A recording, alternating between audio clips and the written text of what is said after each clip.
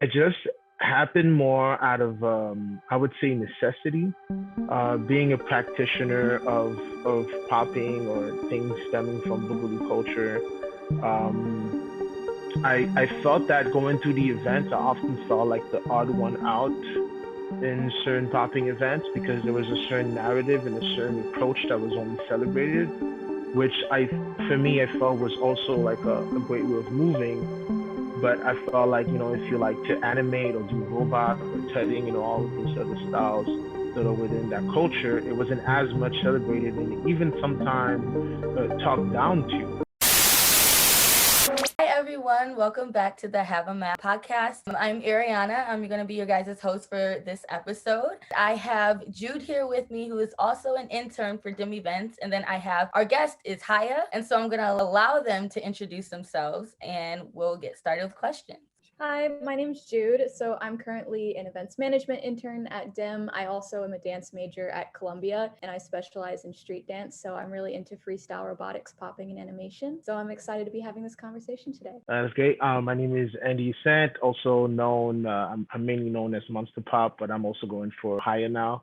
I am a street dancer, one of the leaders in my community here in Canada, and also event organizer for Jack of All Trade Festival. So I guess my first question for you, Haya, was just how and when did you get started in dance, generally speaking? That story has different phases. So my mother's Haitian, and my mother did a lot of Haitian folklore dance. So as a kid, I used to go to those practices, those rehearsal, and watch her dance. Also, my brother was part of a collective, a street dance collective, let's say a breaking collective, where he was a boogie boy for the crew, for the collective. And that too was an influence. So watching my mother dance and also having my older brother coming home with a street dance flavor or going to the spots where his friends used to practice and being influenced by that was definitely the genesis of me being interested into movement. And from there, then it developed from different places. Went to the States at a certain point, stopped dancing at that moment. When I came back, I got into another collective called Area 51. And that collective, I would cementate or more like my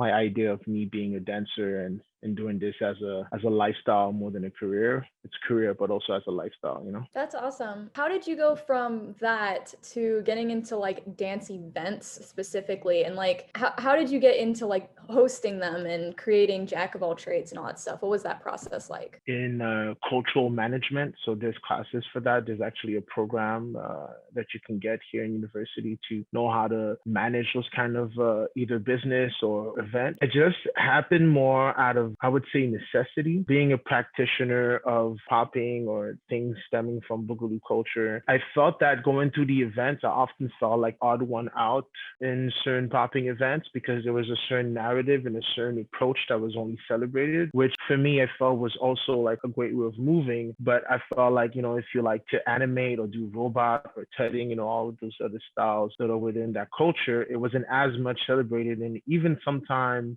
talked down to. So I felt that there needed to be a solution. In the spectrum of solutions, there's different things that can happen. People can go online and type things and push forward an ideology and saying like, hey, we need to open things more and be a bit more pluridisciplinary with this culture. And you can talk about that online, or you could also be somebody that's more active and trying to create something that facilitates this opportunity for those other type of movers to be celebrated. And that was my answer to that. It came from this place of irritation and being sick of those kind of situations. And I realized like, well, maybe I should create something, a counter to that I'm seeing those events. There's like a bunch of popping events. If you do different things within this popping culture, you're not celebrated. So maybe I should create something that does that. And that's how it came about. But it's not as if I was definitely a leader in my community, but it's not as if I was a person that studied into building events or in cultural management or in business. It's just I did it because I felt it was a necessity. Do you think that Jack of all trades has had a huge impact worldwide? And what do you think that impact has been? Played that part. And it's okay to separate things. And it's okay to say, popping is just this and waving is just that and that is this. I think that there is something in the tradition that was kind of lost, which was that that, anyways, from watching older footage, I mean, I'm 36, so I'm not in my 60s or my 50s like those OGs, but I've watched some footage when I was younger. And you just watch, let's say, a B-Boy Summit 2000 or 2001, you had different type of movers expressing and exchanging in the same circles. So you would have a waver, a tutter, a bopper, Papa, you have Skeet, you have this, you have different people talking in that same space because they were part of that same group from that Boogaloo culture lineage from the Bay all the way to LA. Jack of all trades helped bring that back. I know it was an influence internationally because I saw when Jolt came about, right after there was more interest for those kind of events. I'm thinking about Back to the Future. Style Dynasty was strongly influenced by that. That's in Taiwan, and that's how we started to connect with them and did the Jack of all trades there. I know there's an event in LA that is run by, I think, Mary Poppins and Yaya, and that came about, I think, in 2017. It's highlight the style. So I, for sure, Jolt was a Jolt, and I would say also Book of Styles, because it was at around the same time and we're part of the same collective, was definitely a catalyst to this movement I found the popping culture of having more interest for other things. You were saying that you don't have like a formal education in events. I'm just curious, how did you learn about how to put an event together? What do you think you've grown and learned having that hands-on experience and just kind of like learning as you go? Learning as I go, that's a big learning curve. I was still well equipped because I participated in so many events. I already had a career where I, dancing since like late 90s, either participating in different types of of events. I kind of coined down what were the things made it that the experience was a great experience in my part, as a participant, as a person that paid his entrance and does the pre-selection and did the battle. Tried my best to collect all of that, to collect all that information, that I've had. The only word that comes to mind is electrifying vibe, but that's what it is. It's a lot of people that I know the thing that I put the most focus on is that it's the vibe. So I orchestrate also that vibe. And there was another, and the latest, the two last ones were at Bematsu, which is like the stage and people are around. And I orchestrate this vibe. And I think that's the magic of the event. That's why people come through and they feel comfortable and the dancing is great and people are able to express themselves 110% because the energy facilitates that. People are in the space and they feel supported, but I orchestrate this vibe. So I know the people in my community and I'm like, all right, cool. So you like to wild out at events, you like to wild out. Okay, cool. You scream, you do this. And I take all those crazy people and I put them around my stage. And then that becomes also infectious. What are some other key elements that go into creating that experience for people that you think are super important for specifically street dance events? The vibe, that's one thing for sure. Running on time. Super important. It's just good for everybody, not only for the spectator that's not within the culture or that doesn't really know the culture, but even for the people in the culture. To keep it short and sweet, like you have your event and you do it in a span of 3 hours. I feel like as soon as you start going over 3 hours or close to 4 hours, this is where it's stretching out too much. Starting on time, I give myself a window of like 30 minutes, all depending, because I also know that sometimes street dancing spectators, people in street dance will come in late. So normally the event is like door opens at 8, event starts at 8:30. We're starting. I kind of want to throw a little question in here and kind of piggyback. I know you said that, dance isn't just your career, but it's also kind of like a lifestyle. And so how do you think dance has shaped you into the person you are today? Like lessons have you learned, taken from the art form? It has taught me perseverance, also value of self, I would say, coming from not here to say a difficult background, but a background that wasn't necessarily easy at certain parts. I think it gave me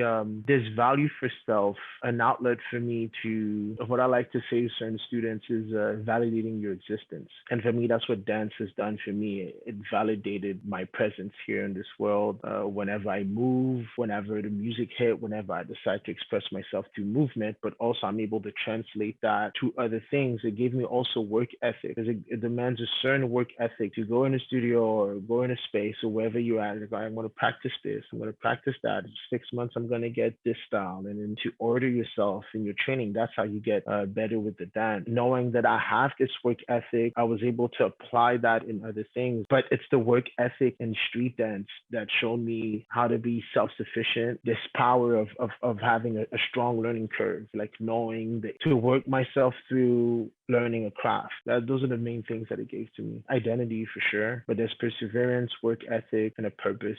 My next question is, like, how do you build a sense of community within dance? And like, what do you think the importance of that is for people? For sure, events are one way. I mean, if I were to just to be like very precise on like things that could be done, and be less nebulous, but more like events, sessions, classes, for sure. It's just like creating spaces where dancers have the chance to meet each other and exchange with each other and dance, and even sometimes not necessarily dance, just having conversations, a bit impromptu. Okay, cool. Example now, there's this guy here in Montreal that does those events and sessions in this space outside, and people just come through, they dance, they have conversation. And I think that's how you build a community. You have to give them things to do, places to meet, moments for them to express themselves and practice what they've practiced. I know that, I don't know if you have this similar problem in your country, but in the US, I think a big issue that we've run into is not a lot of clubs are structured around having dance there anymore. Like they've kind of changed, like the focus isn't as much on the DJ and the dancers, it's more so on the bar experience. And I'm just curious if you've run into that issue where you're from. For events, yes, it was an issue for us for quite a while. I would say we are lucky to have Canadian Art Council, and also there's an art council for each province, and there's also an art council normally for each city. So we have the Montreal Art Council, the Quebec Art Council, but we are just starting to like open that door and starting to have funds for battles. We're just starting. So before it wasn't the case, simply because now street dance is popular and they have to get with the program. So it was a lot of self-funding, and even for me in my early times with Jolt, it was difficult. When it comes to clubs, we have the same problem also. It's a club culture that is based on the bar experience, but I think there is an alternative to that. Sometimes renting a studio space, but that doesn't look too much like a studio, like maybe talking with a salsa studio company. Normally those salsa studios will have like a dance floor that kind of looks like a club bar, and sometimes they might have a bar, and then you sell non-alcoholic drinks, or if the salsa space can sell alcohol drinks, but I think there's alternatives to where you can create a party once a month, party there. You get your DJs at the door, it's so-and-so, and then people come to and party, and the dancers are in a space where they are welcome to dance too. Because now the club culture, if you start dancing and walling out too much, just the manager of the club or the bar is not going to like that too much, But I think there's a possibility for us to do this like DIY. I kind of have another question to sneak in. So I know a lot of people say that when you start to get paid for something that you love to do, you start to not love to do it anymore, or you don't appreciate it as much as you did since before then, or a loss of passion for it. I did at sometimes. It fluctuates, and I think it's normal. You have a calling, you have a gift, and you use it. But then eventually, when it becomes work, you go through certain waves. And I went through it. And after that I think the remedy to that for myself was to eventually find work that was compelling to me, that was inspiring artistically, that made me feel like I was doing a change, like doing my festival, Jack of all trades. Like, okay, I'm doing something for culture. I'm doing a change. I'm creating a change, or I'm helping people, or doing something that creatively I'm like, yeah, that talks to me. In my early days, I was really into teaching, and then I started to fall off teaching, and then I fell back into teaching, but then I used it as training. I was like, all right, cool, I want to teach, and that's going to be good training for me to work on this, on that. So it's just finding ways to reconnect it to the purpose of your own growth too. Sometimes it helps, but it fluctuates. Sometimes it feels like work, sometimes it doesn't.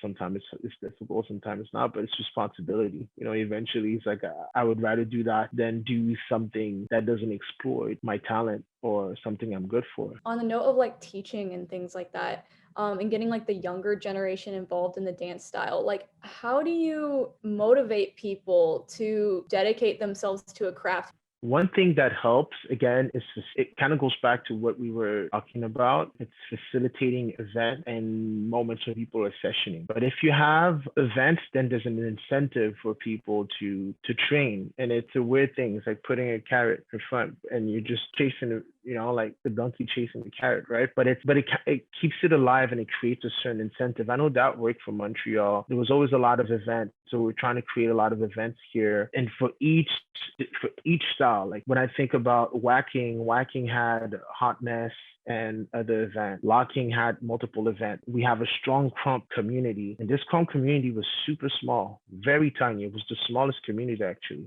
in Montreal back, let's say in 2006 or 7. But they kept tight knit and they kept creating a lot of events and facilitating stuff, which gave an incentive for people to push a certain style. Now my question is that in your community, is there like a lot of all style events, or is there a specific event for certain styles? Yeah, right now there's primarily all styles events. Creating events will definitely motivate people.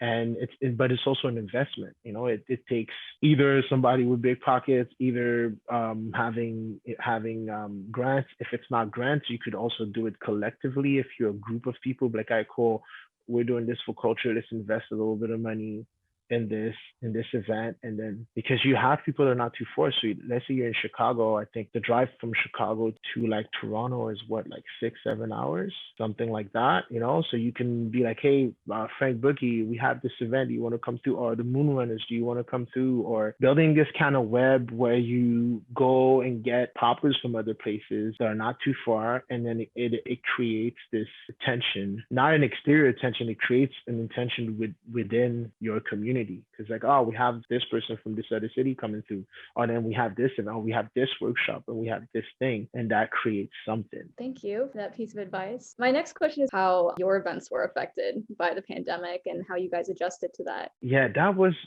really difficult. Normally, there was not supposed to be any Jack of all trade event, and it just so happened connecting with people through years sometimes pays off. So this head director of this company called Danse Danse, which are the presenters of this space called Place des Arts, a very important high-end space here in Montreal, where you have like the Montreal Orchestra that presents there and the Grand Ballet that presents there, and so forth and so on. So they present a lot of stuff there, and I've invited him to multiple of my events. He came through, and he was actually one of the people that I was talking about that was sitting in front, and that was in 2018. And I kept building this lane, calling him once in a while, like, hey, like, how you doing? This is what I'm doing with Joe. And I was always in the back of his mind, never thought that it would bring anything. Eventually, he had an opportunity within COVID because he has the pockets he has grants, and he has the connections to create an online event. But instead of presenting a contemporary show, he thought that it would be more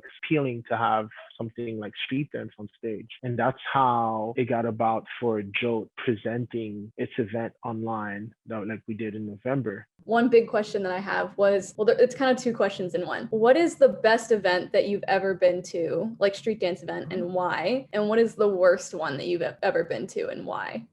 We're going to skip number 2. I don't do that. You don't have to I just don't want to mention because, I like to keep my word impeccable. I have been to bad events. Oh, trust me, I've been to bad events, but I don't want to put them under the bus like that. Some of the best events, I have 3 in mind. And one, it's a bit bold for me to say that. Summer Dance Forever, for sure. Summer Dance Forever was one of my big inspiration into building my event. It reminded me of Montreal, but amplified. They had the budget, they had, it's just the talent, the vibe was there, but on top of that, the level was there. And it's not too big to the point where you feel that you're just in a space where your energy is scattered and you're not connecting with people. You're dancing super close to the dancer. People are right next to you. You're in a church. It's a church that was turned into a theater space, and people on 3 floors, it's crazy, right? So I would put Summer Dance Forever there. Okay, if you're comfortable answering this, just generally, what would make an event not appealing to you? It doesn't have to be anything specific. Something that is overly synthesized. Things can be professional, well produced. The only word that comes to mind is synthetic. Where I don't mind if there's LED screens and lights and all of that and a bunch of technology. But let's not forget about the nucleus of this, which is like a celebration. And this celebration and that it's not only the dancers that are dancing. Let's say we're talking about a battle, right? So the dancers, but it's also the crowd, the people around you. An advice is that you have to think of your event as if that not only the dancers create your show, but your crowd also creates your show. They pay to come through and be part of the show. And that's the part that a lot of events I feel sometimes don't understand. And they just think, okay, there's two dancers and we put them there and they're battling. No, you have to place your crowd in a way that they can be part of it. It's so important. Oversized stages, unless it's like crew battles, or unless it's like breaking battles or crew, because breaking move takes so much space like that. I can understand. Awesome. Thank you. Ariana, I don't know if you have any more questions you want to throw out there. Yeah, I can just throw, a little final question just to kind of wrap us up. If you were to give our audience any advice, what would it be? Let's talk about sacrifice for anything that you desire to do, whether if it's like, okay, I want to get great at this dance style. I want to build this event. I want to do this thing. I want to do that. It demands a certain level of sacrifice to get things moving. Yeah, that's how things sometimes do not move or do not go our way. It's just sometimes we often get in our way. We don't apply the sacrifice that is needed to achieve those things. I have to sacrifice certain things. I'm always on my computer doing work, administrative work until I get a bigger team. There's sacrifices that are needed to achieve certain things. And it's not to be afraid of those. Word of advice, the word is sacrifice. That's great. That's great advice. I feel like, people don't talk about the ugly. A lot of people just try to highlight the good, but I think it's like really important to talk about both of those things to not only, educate like the people, just like how we're doing, like we're talking when we're filming and like we're educating people and whatnot. And so I think that's really important to kind of discuss the ugly as well as the good, and just to reassure people that, the ugly is worth it, And so I think that's great advice. Jude, Haya, you guys are both amazing. Thank you so much for joining us on the podcast today. Thank you to the viewers who are watching, and to know that we have amazing, great guests just like Haya coming in the following weeks. And so please stay tuned for that. And thank you guys for joining us.